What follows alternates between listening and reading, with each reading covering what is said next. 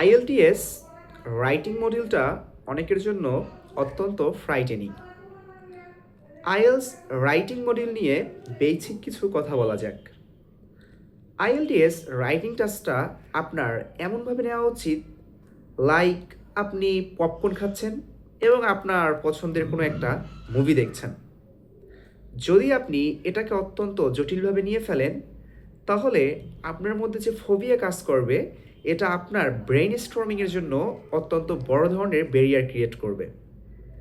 IELTS রাইটিংয়ে আপনি just simple সেন্টেন্সে কিছু কথাবার্তা লিখবেন, মাঝে মধ্যে দু একটা কমপ্লেক্স সেন্টেন্স ইউজ করবেন, পারলে দু একটা পেসিভ ভয়েসের হেল্প নিতে পারেন।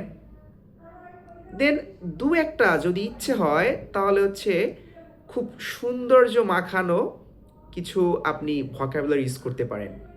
তো এসব অবলম্বন করলে আপনার আইএলসের রাইটিংয়ে একটা ভালো স্কোর চলে আসবে।